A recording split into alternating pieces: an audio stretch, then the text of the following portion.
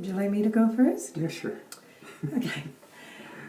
I'm Helena Seymonds, and I have lived at OrcaLab for the last 37 years.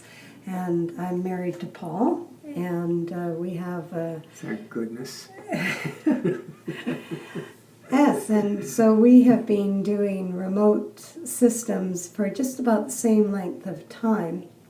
And we're particularly happy to have the partnership with Explore and be able to provide the cameras that, and in particular, just recently, the sea lion camera. Yeah. I should possibly add that we've been doing remote audio for many, many years, probably about 30-something years, I guess. And what we have developed is a network of remote hydrophone stations that cover about 50 square kilometers of the ocean surrounding us, that's surrounding Hanson Island. And this is an area known as the core area or core habitat for a population of orcas called the Northern Resident Community. There are almost 300 members of this community at this point, and they live in little family groups that stay together for their whole lives. It's an amazing social situation, actually. And we have the good fortune of being able to follow their lives from year to year. Using this hydrophone array, we can figure out a lot about what is going on. Thanks to a scientist named John Ford, who discovered in the very late 70s that orca pods have dialects that are unique to the pods.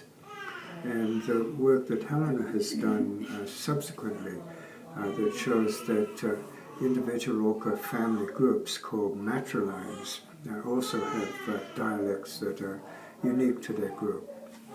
Because of these, we've been able to figure out a lot about what the orcas are doing without seeing them. But now, thanks to Explore, we're able to see them as well as listen to them. And so we've established a network of remote cameras that parallel and actually expand what we have with the hydrophones. And the latest of these cameras is at a sea lion haul-out near us, and that's mainly what we're talking about today.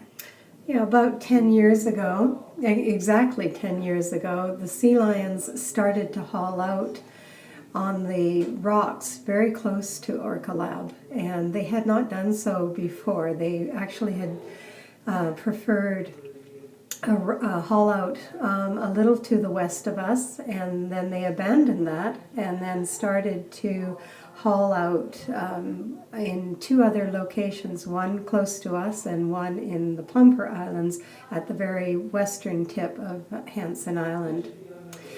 And the first question is a good one. Are the sea lions we see on cam a family? Well, traditionally, groups of sea lions on land are called a colony, and they are made up of both males and females, juveniles.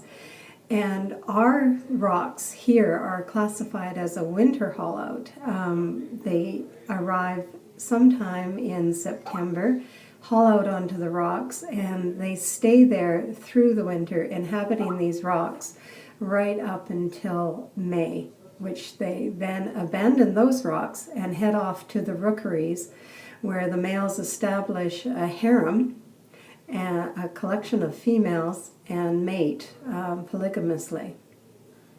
Yeah, it's an amazing spectacle, actually. I think we're really fortunate to seeing part of it. It's not their entire lives, but it's enough. And with the camera that we have, thanks to Explore, we're able to see them, in a sense, lazing around and arguing with one another and diving into the water and fishing and coming back and laying around again, and just generally one thinks having a pretty nice time. And this relates to the second question that came up, do they migrate? And as I said, they stay in one location for a good portion of the winter, and then they leave that location, and they do migrate in a sense. The rookeries, the closest rookeries to us are north of us. There's about 3 of them on the central coast, just north of Vancouver Island. And that's where they will spend the summer months mating and really getting ready for the next phase of their life. So the next question is, why do they haul out there? I suppose the simple answer is it's a pretty nice place to do that. It's not the only place in our local area where they haul out. I think Helena mentioned that there are some rocks in Wheaton Pass. It's at the other end of Hanson Island, where many sea lions haul out. So there are a couple of favorite places, and in this particular instance, there can be literally hundreds of sea lions hauling out on these rocks and chasing fish in the adjacent waters and so forth. As for why, I guess it just happened to be something that somebody came across that seemed pretty nice, and it became a habit. They certainly seem to have favorite parts of the rocks. There's a wonderful white rock that has a lovely flat top that they haul out on and Covet. Yeah, covet. I think they prefer some spots, and in general, this whole place is a preferred spot for them. You'll notice if you look at the cams that you'll see that there's several rock shelves that they like to haul out on, and one rock shelf we call the knobbly rocks, and it has sort of platforms on it, and then the other 3 main ones are quite smooth, and seem to, that may be a preference also, that they choose locations that they can get in and out of easily, and they typically will stay on the rocks through a cycle of tides, and they will leave at the high tide and then stay in the water and come back to land as the tide is rising again, and then wait out the whole full circle again. I think they love sunny days too, actually. Okay, so how long do they stay on these rocks? Hours, days, weeks, or all of them, really? Some of them seem to come out, haul out, and I think often it seems that they spend the night time resting, and when it becomes dawn, they start to take off into the water. I don't know if that's universally true, but it seems a pretty common habit for them. So during that kind of situation, they stay for hours, and then, as Helena said, as the tide rises, it becomes easier for them to get out of the water, and so they haul out again. So often when we first turn the camera on in the morning, which is I think currently about 7 a.m.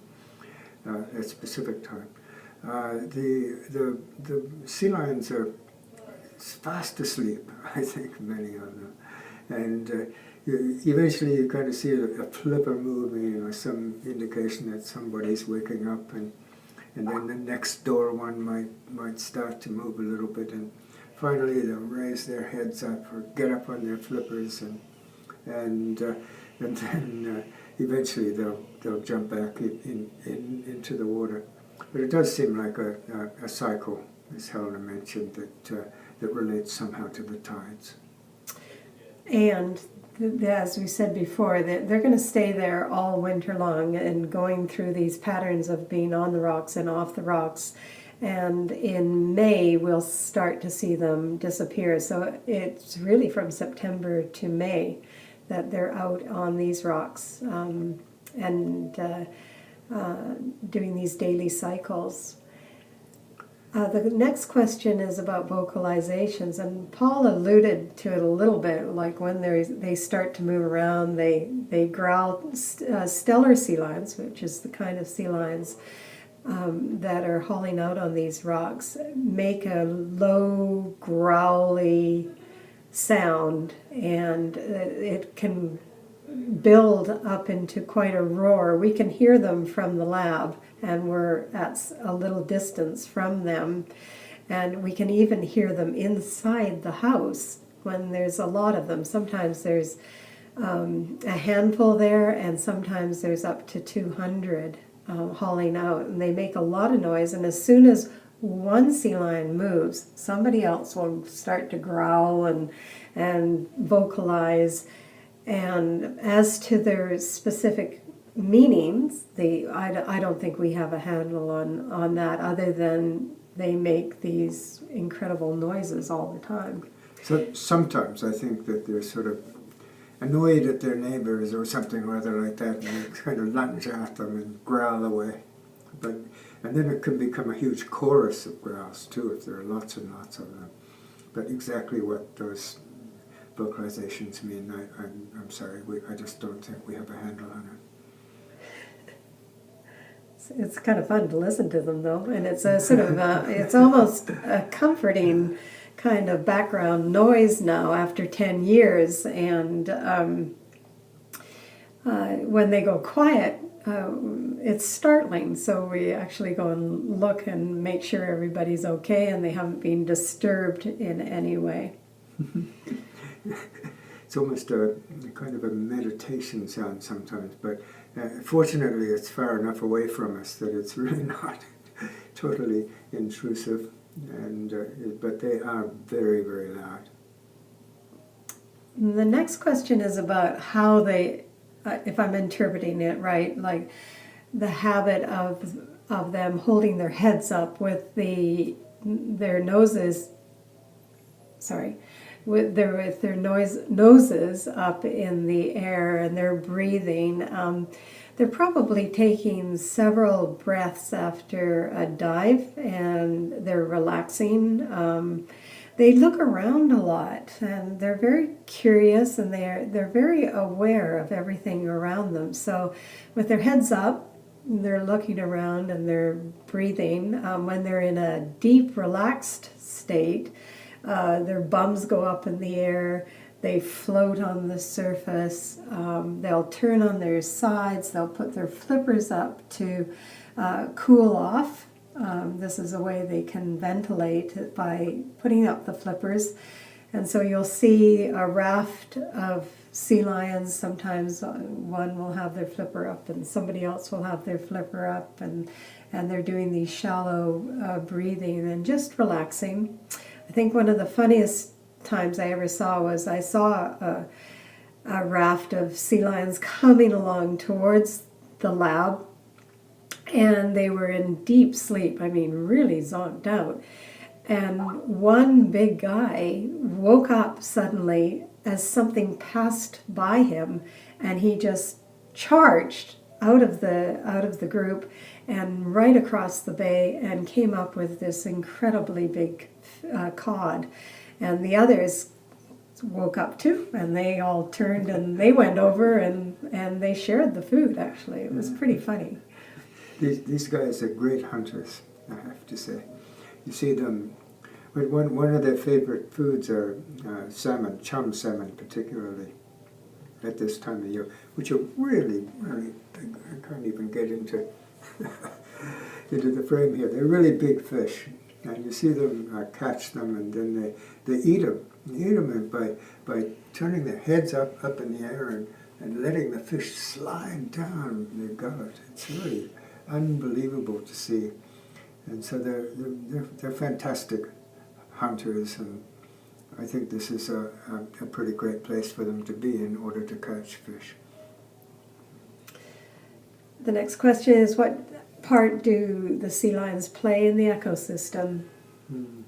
Well, they're an integral part of the ecosystem, obviously, and they, on sort of the one side of it is that they are prey for larger sea mammals like orcas. Transient orcas will hunt sea lions. And so, but they also, Well, what would you think their niche is in the Yeah. ecosystem? well, I would say they play a really important role in the cycle, which is starts with fish and ends up with mammals that are eating the fish, and beyond that, the ocean itself, the health of the oceans, which depend on all of these little parts that all go together. In terms of the sort of the specific role that they play in the local ecosystem, I think that they provide a lot of nutrients for smaller animals, smaller fish, partly through their waste and partly through what they leave behind when they catch fish and so forth. It's hard to really paint a total picture of their role in the ecosystem, but you can say absolutely that they perform an important role. How are they adaptable? Are they to climate change? Changing climate is climate change having an effect on them via their food preference? Well, in the 1980s, the population of stellar sea lions on the north coast, and they range from northern California all the way around to northern Japan. And the population in the 1980s, particularly in the northern populations, declined precipitously, and no one could understand exactly what had happened to them. They didn't know whether it was disease or the effect of climate change or due to the lack of prey. But it was quite dramatic. The population on the BC Central Coast remained stable, but in Alaska it declined incredibly. And when you think that about 70% of the stellar sea lion population is in the Alaskan area, then you can see that this was a big worry, and they were placed on the endangered list as a result. So climate change is definitely something that is affecting all of the ecosystem of the Pacific Northwest, and it is a real concern. Absolutely. Yeah, I'd say I put the issue of climate is really right at the top of the list of threats that marine mammals and pretty much everything in the oceans face. If you look at orcas, for example, they rely on salmon, and the salmon lives within fairly small temperature change in the ocean and in the rivers. And so if you look at changing temperatures and realize that the future is pretty bleak in terms of what is going to be comfortable ocean space for living for fish and for salmon. So you can go from there to thinking about the creatures that eat the salmon. You certainly include orcas, but they also include sea lions. So climate is, I think, a very significant threat, and maybe in many ways the ultimate threat, because as oceans change, everything in the oceans is facing great difficulties in the future. One thing stellar sea lions have going for them is that they're not as reliant as the orcas on salmon. So they are more omnivorous, and they eat herring, pollock, cod, rockfishes, and octopus, and as well as salmon. But we're quite concerned in the area that we live that we're just not seeing the return of the salmon year by year. And this is affecting the orcas, and it's going to affect the sea lions for sure, and it's affecting the human community in which we live as well. Yeah, big deal. So That's an interesting one. What is the sea lion's relationship to the orcas like? Well, there are a couple of sides to it, actually. One is that they very, very clearly and easily discriminate between the bigs, that is the transient orcas, who are marine mammal eating orcas, and the resident, orcas, which are fish-eating animals. And I think they have a pretty interesting attitude towards both. The resident orcas sometimes seem like toys for the sea lions because the sea lions go after them and play around them. I think the orcas probably find them a little bit annoying in that. They do the same thing with the humpback whales in our area too, I should say. But by and large, they're not a threat.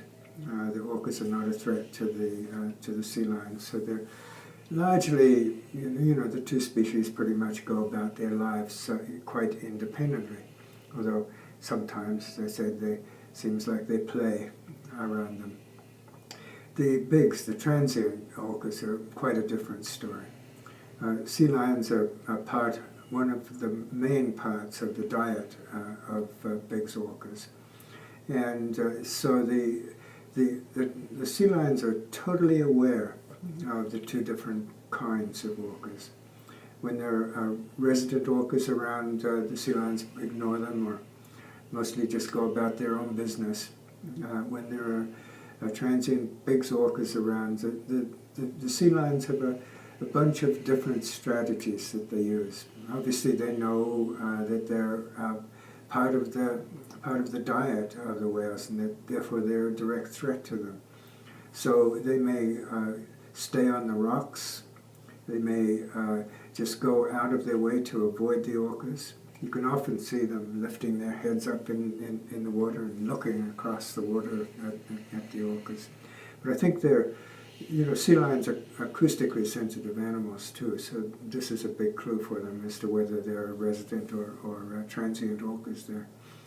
But one of the most interesting things I think about the relationship is that the sea lions have developed strategies for dealing with the bigs, with the transient orcas when they're threatened.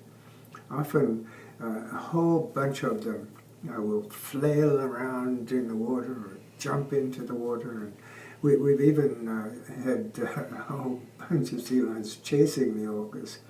And I think this is, part of it is that these sea lions are ferocious animals. They have big mouths, huge teeth, and they can do a lot of damage with them.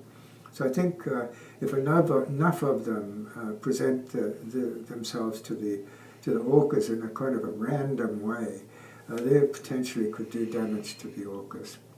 But I suppose the basic part of the relationship is they're part of the orca's diet. Yeah, normally, if there are bigs or transient orcas around, the strategy, I think, is mostly for the orcas to try to separate one of the sea lions away from the group, because one of the sea lions will try to maybe jump in the water as a group, and as Paul says, that presents a problem for the orcas. But if one gets separated, then the orcas will go after it. But it's not even then an easy task, and often a kill will take up to 2 hours before the sea lion is dispatched. And I think recently one of the more interesting questions is, what is the sea lion's relationship with humpbacks? Because as Paul says, they will play around a humpback, and the humpback will huff and puff and look like it's kind of annoyed by the presence of these pesky sea lions. At the same time, if there's a hunt going on by transient orcas on a sea lion, the humpbacks come in and intervene and actually put their bodies between the orcas and the sea lion. And we have seen them successfully stop the orcas from hunting a sea lion. And this is just, people are just becoming aware of this sort of unusual situation, and it's being described more and more clearly, but we've seen it at least 3 or 4 times, maybe 5 times in the short time that this relationship has shown itself. So you just never know what's going on out there.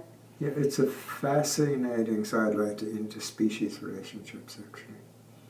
I love the next question because it says, do you think there's too many sea lions? Ask a fisherman. And that's exactly it. We were at Thanksgiving dinner just recently, a Canadian Thanksgiving, and we were sitting with a fisherman, and he was, he says, those sea lions on those rocks, there's just too many of them. And his worry, of course, was the sea lions coming around his nets and pulling on the nets and taking his fish. And so for him, yes, there are too many sea lions. But, as I said, the sea lions suffered a huge population decline, and that's not entirely rectified as yet further north. Our population seems to be pretty healthy, and it seems to be increasing, and there are a lot of sea lions around there.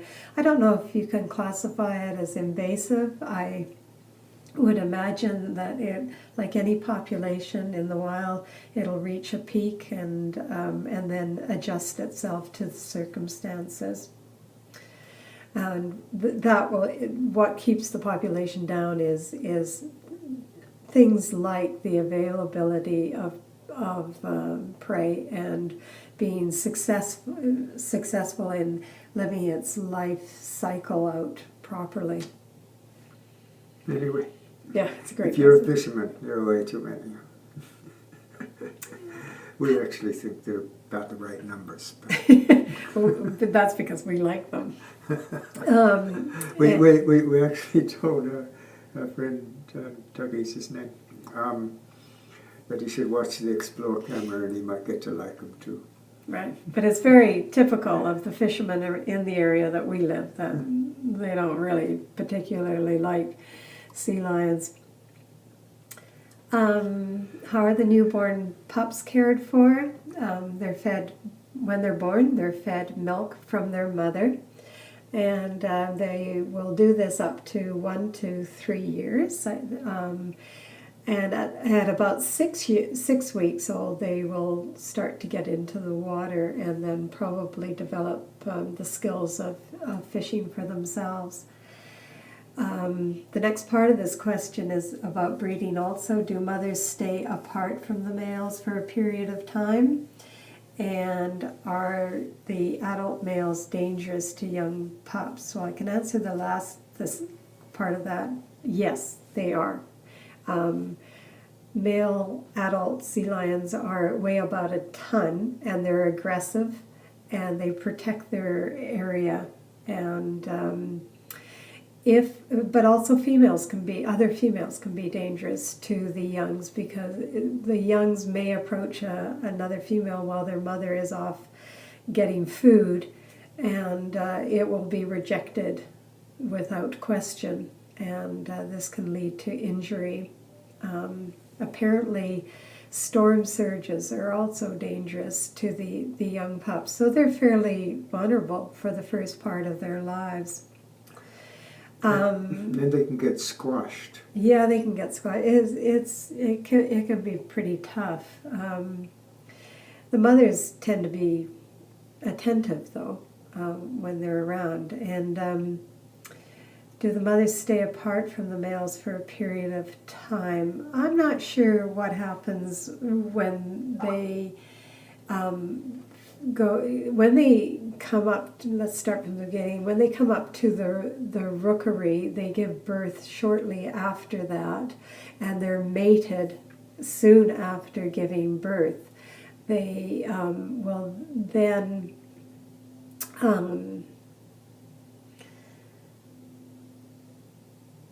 stay on the rookeries for a while, and then they will take off also and go to the winter haulouts as well. Okay. Why is it sometimes they seem tolerant of one another, and at other times they pick on each other? That's an interesting question, and I wish I could answer. Personalities? But it's Smell wrong? Your description is pretty accurate. Sometimes they seem completely content to be in a big group and relax and so forth, and at other times they just seem annoyed by their neighbors. I'm not sure there's an explanation. Maybe personality differences.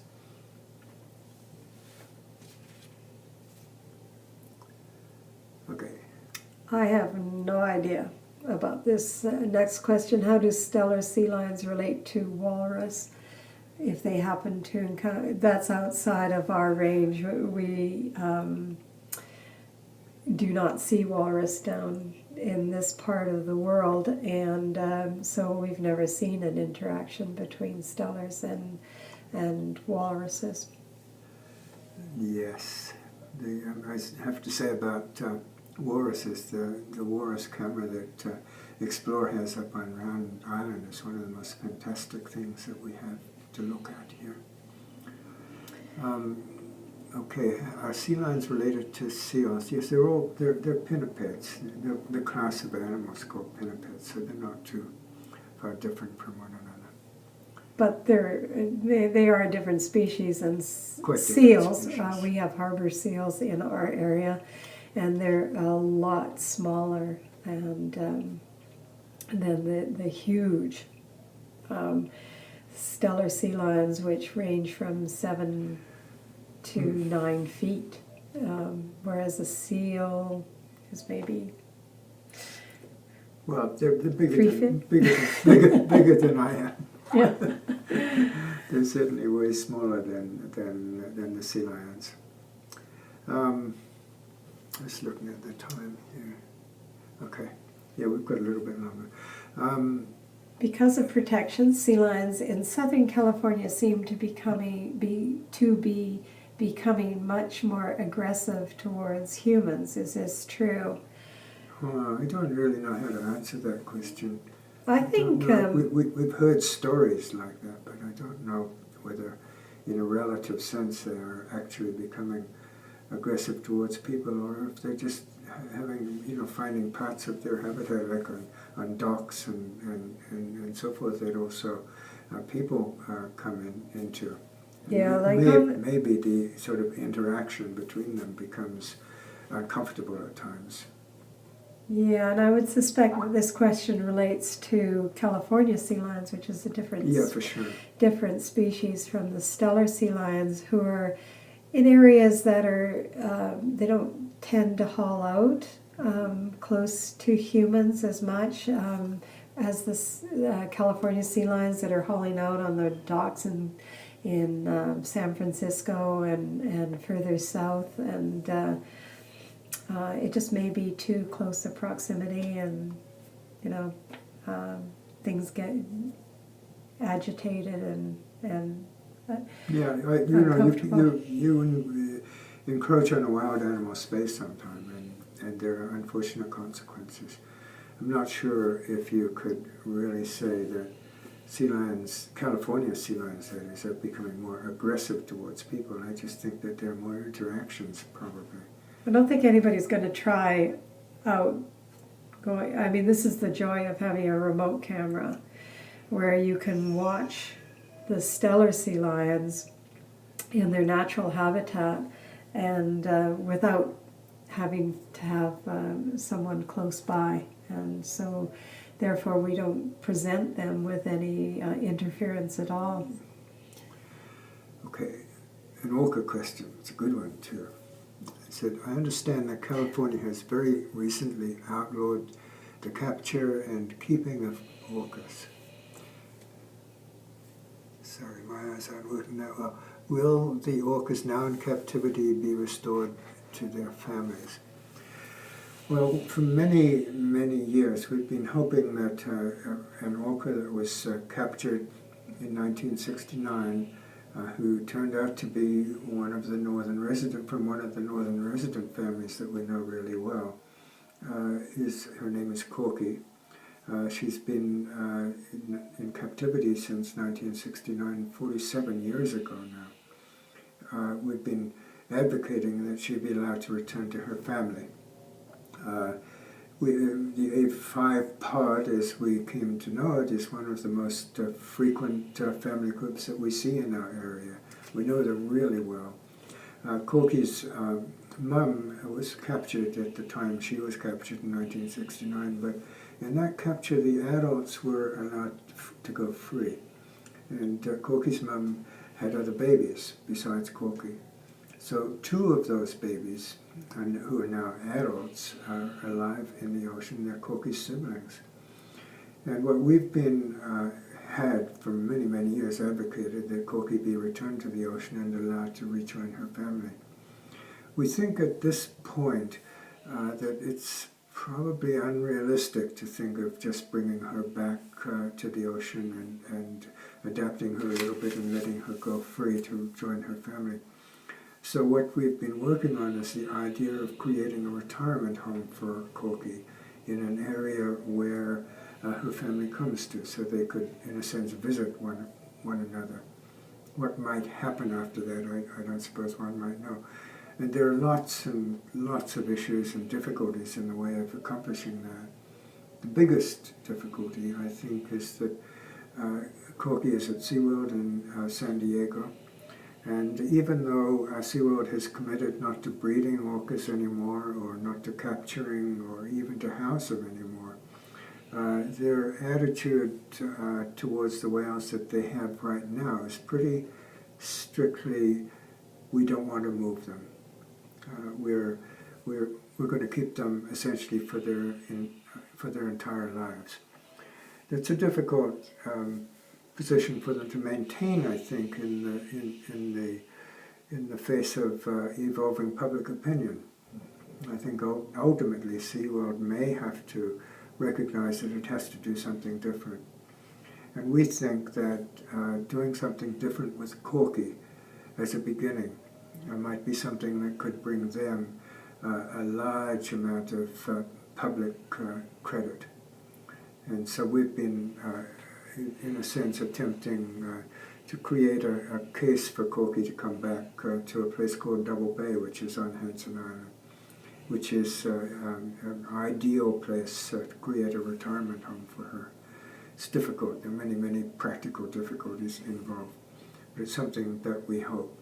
As for the larger question, there are even larger difficulties, I suppose one would say. But, you know, I'm a fan of John Lennon's. There are no problems, only solutions. Okay, we're getting close here. So let's... We can answer the next 3 questions fairly quickly. And I think these are the last questions. Where are the sea lion habitats? As I said, they range from California all the way around the Pacific Rim to northern Japan. And the ocean is their home. And they have 3 different kinds of haul-outs. They spend part of their lives on land, and they will either be, year-round haul-out, where there's several of those, and there are some winter haul-outs, which is where ours is classified as a winter haul-out, and the rookeries, which are located in a few different spots up and along the coast. Yeah, it's fascinating actually to see that they really occupy a very large part of the northern Pacific, both in the east and in the west. Gives you a different kind of feel for what the Pacific Ocean is when you think of their distribution. So how do they hunt their prey? And we actually haven't answered that question for the person who asked it. They chase, they have very big, powerful jaws, and so they chase fish, fish being their primary source of food, I think, but they chase other things too. They love octopus, and around our place there are quite a large number of octopi, and the sea lions come up with them, sometimes with the octopus literally covering their whole head. But no, their general method is to chase fish, grasp them in these great jaws and swallow them. And as I described a while ago, sometimes you see them lifting their heads up and the great fish is sliding down. Well, and down if they're, you might also mention that, when they get a big salmon, they will thrash it back true. and forth, and this excites all the birds, and they're all clustering overhead, and the sea lion's just whacking this fish, I think trying to stun it, and then eventually raises its head and gets it down its gullet, and it's quite a spectacle. I'm pretty sure we'll see it on the camera one of these days. You're right. Okay, what's the average? I'm going quickly here. What's the average life expectancy of sea lions? For males, the average expectancy is 18 years, and for females, it's almost double that, 30 years. Yeah.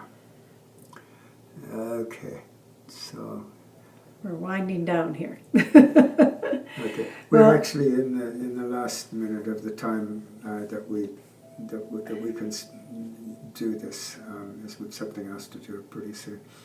So we just want to say thanks to Explore, thanks to everybody involved in Explore, and it's a huge team of people, from the technical people who do all this wizardry with cameras, to the people who organize the site, and the people who put programs like this together. It's a wonderful team effort, and we're totally appreciative of it. We're very appreciative of the audience, and it's a lot of fun to read the postings during the day and see what people are picking up on. I looked the other day, and somebody had looked at the Parson Rock camera and had found a cormorant perched on the very side of the rock face there, and I know the guys that installed the camera would appreciate that view in particular. Anyway, thanks Thank you. to everybody. Thanks to Explore. Thanks to all of you guys too. Appreciate Thanks. it. Take care, please. Bye-bye.